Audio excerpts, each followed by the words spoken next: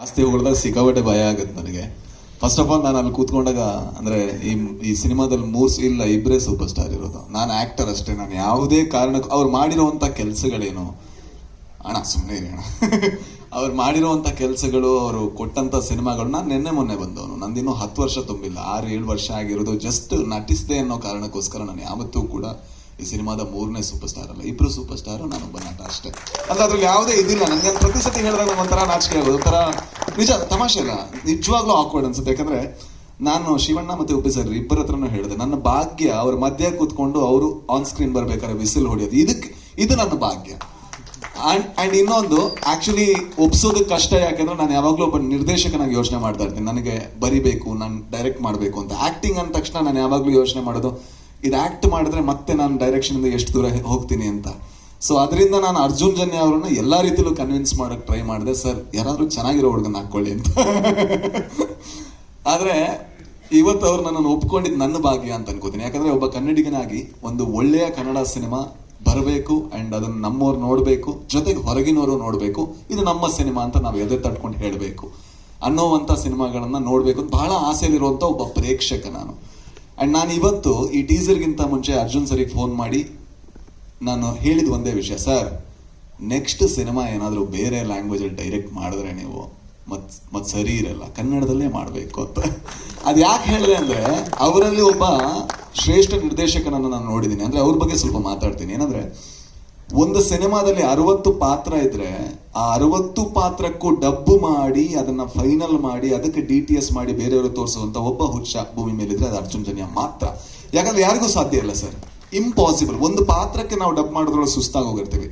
ನಾನು ಅವ್ರ ಸ್ಟುಡಿಯೋಗೆ ಹೋಗಿ ನೋಡಿದ್ರೆ ನನ್ನದೊಂದು 2 ಸೀನ್ ಬಿಟ್ಟಿದ್ರೆ ಯಾಕಂದ್ರೆ ಜಾಸ್ತಿ ಕಿರ್ಚಿದೆ ನಾನು ಅದಕ್ಕೋಸ್ಕರ.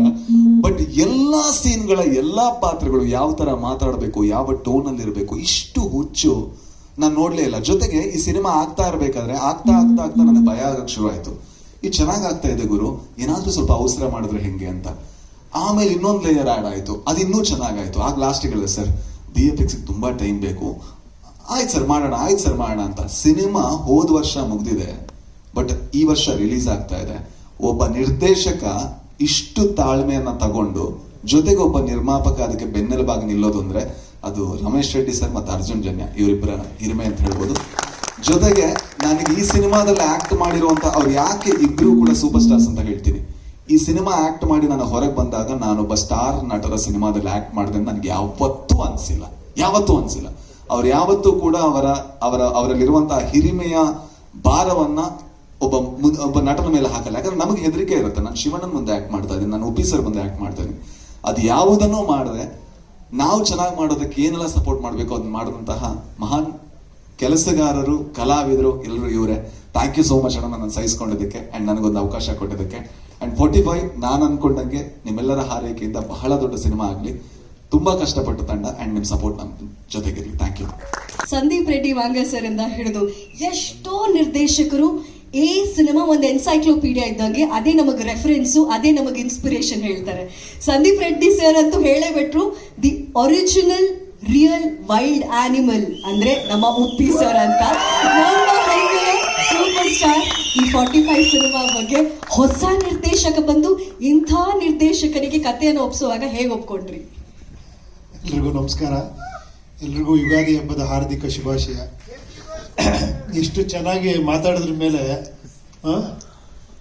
ನಾವು ಏನ್ ಮಾತಾಡೋದು ಗೊತ್ತಾಗ್ತಾ ಇಲ್ಲ, ಅಷ್ಟು ಚೆನ್ನಾಗಿ ಮಾತಾಡ್ಬಿಟ್ರಿ. ಅದು ಡೈರೆಕ್ಟರ್ ಬಗ್ಗೆ ಎಷ್ಟು ಚೆನ್ನಾಗಿ ಅನಲೈಸ್ ಮಾಡ್ರಿ ಅಂದ್ರೆ ನಿಜವಾದ ಡೈರೆಕ್ಟರ್ ನೀವು. ಅದಕ್ಕೆ ಅಲ್ಲ ನೋಡಿ, ಅವ್ರು ಒಂದೊಂದನ್ನು ಕೂಡ ಡಬ್ಬಿಂಗ್ ಮಾಡಿರೋದನ್ನು ಇಟ್ಕೊಂಡು ನೀವು ಮಾತಾಡ್ತೀರಾ ಅಂದ್ರೆ ಎಷ್ಟು ಅಬ್ಸರ್ವ್ ಮಾಡಿದೀರಾ ನೀವು. ಸೂಪರ್. ಆಮೇಲೆ ನೀವ್ ಅನ್ಕೊಂಡಿದೀರಾ ನೀವು ಆಕ್ಟರ್ ಅಂತ. ನೀವು ಆಕ್ಟರ್ ಕೂಡ, ನೀವು ಸ್ಟಾರ್ ಕೂಡ. ಬಟ್ ನಾವೆಲ್ಲ ಬರೀ ಅದೇನೋ ಸ್ಟಾರ್ ಅಂತ ನೀವ್ ಹೇಳ್ತೀರಾ ಅಷ್ಟೇ, ಆಕ್ಟರ್ ಅಂತ ಇನ್ನೂ ಗೊತ್ತಾಗಿಲ್ಲ ನಮ್ಗೆ. ಆಮೇಲೆ ಎಲ್ಲದಕ್ಕಿಂತ ನೀವು ಹೇಳೋದ್ರಲ್ಲ ಯಾರೋ ಡೈರೆಕ್ಟರ್ ಹೇಳ್ತಾರೆ ಅಂತ, ಅದ್ರ ಮೂಲ ನೋಡಿ ಇಲ್ಲಿ ಕೂತಿದಾರೆ ನೋಡಿ, ಇವರೇ ನನಗೆ ಫಸ್ಟ್ ಹೇಳಿದ್ದು. ನಮ್ಮಲ್ಲೂ ಡೈರೆಕ್ಟರ್ ಇದಾರಮ್ಮ ಅಂತ ನಾನು ಇನ್ನೂ ಏನು ಇಲ್ಲದೆ ಇರ್ಬೇಕಾದ್ರೆ ಹೇಳ್ಬಿಟ್ರಿ ಇವರು. ಇವರಿಂದ ಎಷ್ಟು ಜನ ಡೈರೆಕ್ಟರ್ಗಳು ಬಂದಿಯಾರೋ, ಎಷ್ಟು ಜನ ಸೂಪರ್ ಡೂಪರ್ ಹಿಟ್ ಆಗಿದಾರೋ. ಅದಕ್ಕೆ ಅಪರಂಜಿ ಅನ್ನೋದು ಶಿವಣ್ಣಗೆ.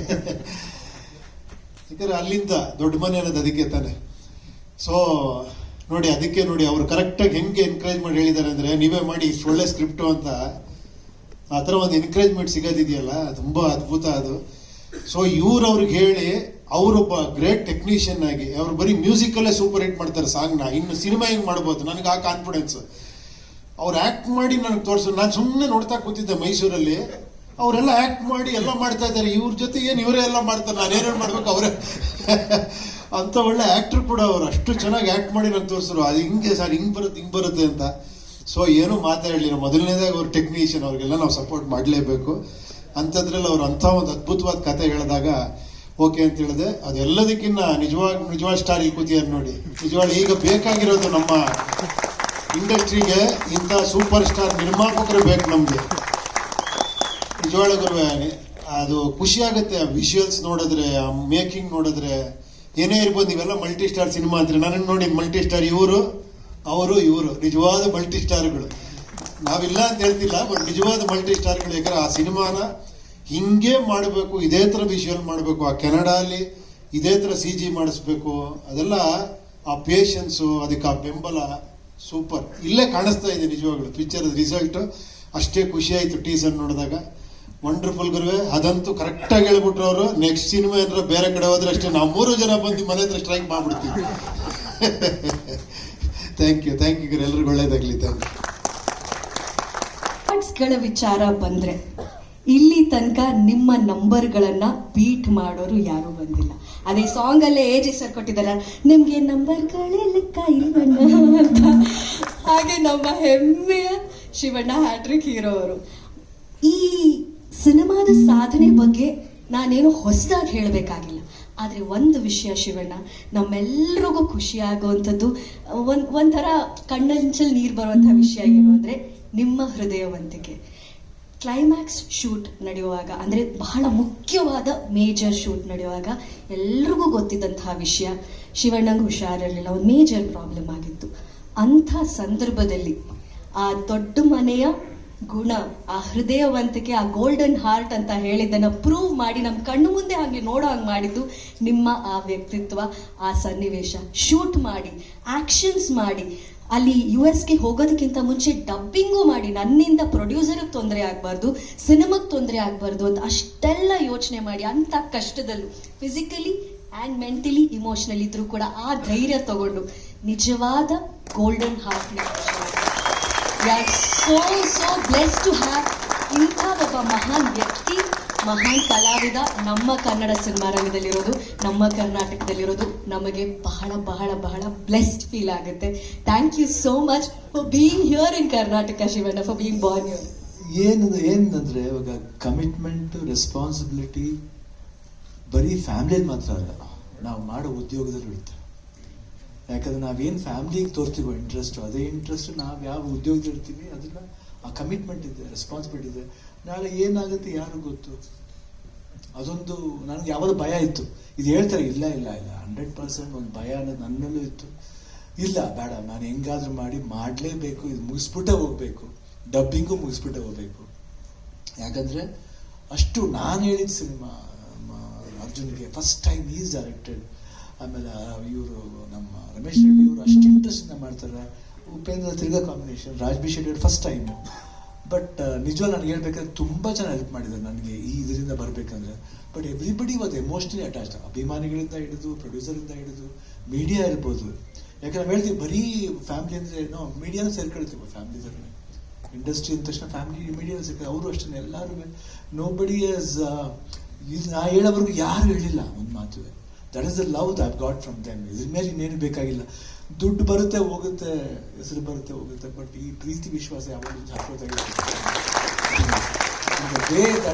ಇವತ್ತು ಅವತ್ತು ಹೇಳಿದಾಗ ಆಯ್ತು ನನಗೆ ಗೋಯಿಂಟ್ ಅಂಡರ್ಗೋ ಕೀಮೋ ಅಂದ ತಕ್ಷಣ ಇವತ್ತು ಚಿಕ್ಕ ಮಗು ಥರ ಕೂತ್ಕೊಂಡು ಹಚ್ಬಿಟ್ರು. ಅರ್ಜುನ್ ಏನು ಮಾಡಬೇಕು, ಕ್ಯಾನ್ಸಲ್ ಮಾಡಬೇಕಾ? ಕ್ಯಾನ್ಸಲ್ ಮಾಡೋದು ಬೇಡ. ನಾನು ಹೇಳಿದ್ದೀನಿ ಡಾಕ್ಟರ್ ಹತ್ರ, ನಾನು I have to finish doctor. ಹಂಗಿದ್ರೆ ನಾನು ಕೀಮೋಗೆ ಒಪ್ಕೋತೀನಿ, ಇಲ್ಲಾಂದರೆ ಪೋಸ್ಟ್ಪೋನ್ ದ ಕೀಮೋ. ಅವ್ರು ಡಾಕ್ಟ್ರ್ ಇಲ್ಲ, ಕೀಮೋ ಪೋಸ್ಟ್ಪೋನ್ ಮಾಡೋದು ಬೇಡ, ಮಾಡಲೇಬೇಕು. ಅದಾದಮೇಲೆ ಒಪ್ಕೊಂಡು ಅದೇನೋ ದೇವ್ರ ಆಶೀರ್ವಾದ, ಕೂದಲು ಏನು ಹೇರ್ ಫಾಲ್ ಆಗುತ್ತದೆ ಭಯ ಆಯಿತು, ಅದು ಆಗಿಲ್ಲ. ಆ್ಯಂಡ್ ಅದೇ ದೇವ್ರ ಆಶೀರ್ವಾದ ಆಯಿತು. Everybody is love and affection, prayers ಇತ್ತು ಕಾಣುತ್ತೆ. ಸ್ವಲ್ಪ ಸುಸ್ತಾಗ್ತಿತ್ತು, ಬಟ್ ಆದ್ರೂ ನಮ್ಮ ರವಿವರ್ಮ ಅವರು ಇರ್ಬೋದು, ಆಮೇಲೆ ನಮ್ಮ ಅಸಿಸ್ಟೆಂಟ್ ಡೈರೆಕ್ಟರ್ಸ್ಗಳು, ನಮ್ಮ ಇದ್ರ ಮೇಲೆ ನಮ್ಮ Satya Hegde, Upendra, Raj B Shetty, everybody just like pillars to me, next to me. ಆ ಸಪೋರ್ಟ್ ಇರ್ಬೋದು.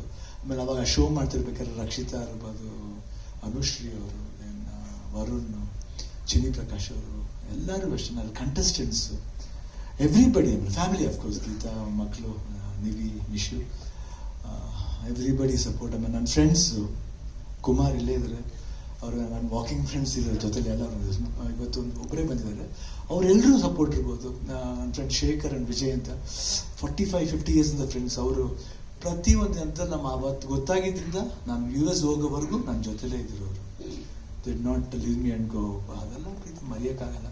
And that was a power which brought me here. And after I went and came back, I think I am blessed, I back. And ಇವತ್ತು ನೋಡಿದಾಗ ಅಷ್ಟೇ ಖುಷಿ ಆಗುತ್ತೆ. ಇವಾಗ double energy ಬಂದಿದೆ ಅಂತ ಅನಿಸುತ್ತೆ. ಡಾಕ್ಟರ್ ಥ್ಯಾಂಕ್ಸ್ ಹೇಳಬೇಕು, ಅಪ್ಲಿಕೇಶನ್ ಥ್ಯಾಂಕ್ಸ್ ಹೇಳಬೇಕು. ಇಲ್ಲಿ ನಮ್ಮ ಡಾಕ್ಟರ್ VKS ಅವ್ರು ಇರ್ಬೋದು, ಇಲ್ಲ ಆಂಕಾಲಜಿಸ್ಟ್, ಎಲ್ಲರೂ, ದಿಲೀಪ್, ಮೈ ಸನ್, ಎವ್ರಿಬಡಿ, ನಿಜವಾಗ್ಲೂ everybody took care of me very well. Chemo ಕೊಟ್ಟವರು ಯಾರನ್ನೂ ಟ್ರಬಲ್ ಮಾಡಲಿಲ್ಲ. ಕೇಳಿದ್ರೆ ಪೇನ್ ಆಗುತ್ತೆ, ಇಲ್ಲ ಪೇನ್ ಇಲ್ಲ, ಸ್ವಲ್ಪ ಪೇನ್ ಆಗುತ್ತೆ, ಇಲ್ಲ ಆದ್ರೂ ಇಟ್ ವಾಸ್ ಗೋಯಿಂಗ್ ಸ್ಮೂತ್. ಅದು ಹೆಂಗೋಯ್ತು, ಹೆಂಗೆ ಬಂತು ಗೊತ್ತಿಲ್ಲ. From last April to this ಮಾರ್ಚ್ವರೆಗೂ ಇಟ್ ವಾಸ್ ಜಸ್ಟ್ ಲೈಕ್ ಏನೋ ಮೈಂಡ್ ಏನೋ ಒಂದು ಓಡ್ತಾ ಇತ್ತು, ಹೋಯ್ತು, ತಿರ್ಗಾ ವಾಪಸ್ ಬಂದಿದ್ದೀನಿ. ತುಂಬ ಚೆನ್ನಾಗಿ ಬಂದಿದ್ದೀನಿ. ಅದಕ್ಕೆ ತುಂಬ ಥ್ಯಾಂಕ್ಸ್ ಹೇಳಬೇಕು, ಎಲ್ರಿಗೂ ಥ್ಯಾಂಕ್ಸ್ ಹೇಳಬೇಕು. 45 ಅದು 100% ನನಗೆ ತುಂಬ ಇಷ್ಟವಾದ ಸಿನಿಮಾ. ಯಾಕಂದರೆ ಲಾಟ್ ಆಫ್ ಭಾಳ ವ್ಯಾಲ್ಯೂಬಲ್ ಪಾಯಿಂಟ್ಸ್ ಇದೆ ಸಿನಿಮಾ. ನನಗೆ ಏನು ಇಷ್ಟ ಅಂದರೆ ಇದ್ರಲ್ಲಿ ಇವ್ರು ಸ್ಕೋರ್ ಮಾಡ್ತಾರೆ, ಅವ್ರು ಸ್ಕೋರ್ ಮಾಡ್ತಾರೆ, ಇಲ್ಲ ಇದರಲ್ಲಿ ಯಾರು ಸ್ಕೋರು ಮಾಡಲ್ಲ, ಪಿಕ್ಚರ್ ಸ್ಕೋರ್ ಮಾಡುತ್ತೆ, ಸಿನಿಮಾ ಸ್ಕೋರ್ ಮಾಡುತ್ತೆ.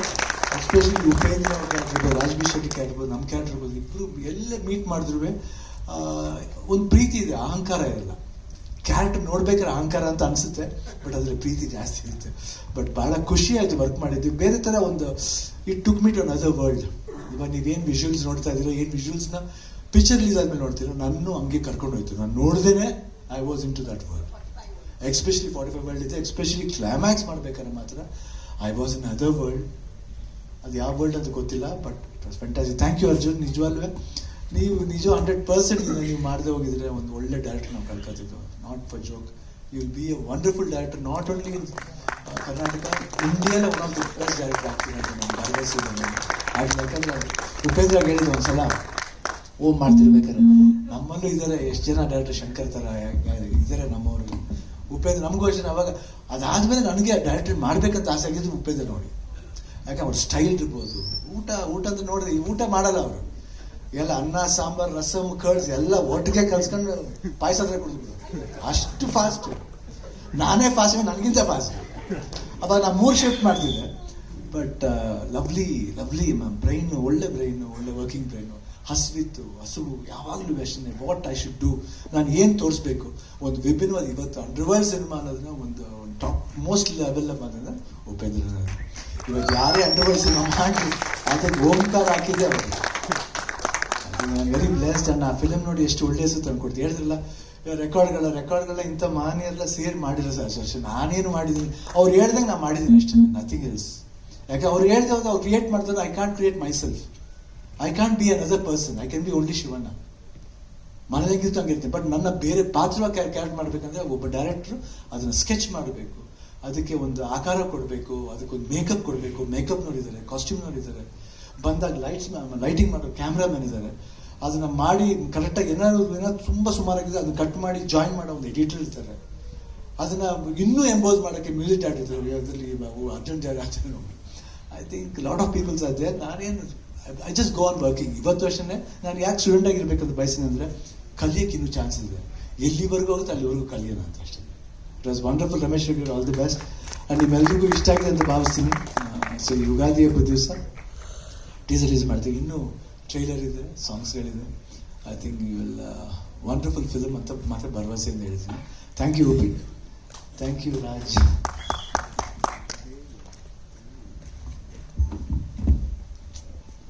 ಈ ಗುಣ, ಥ್ಯಾಂಕ್ ಯು.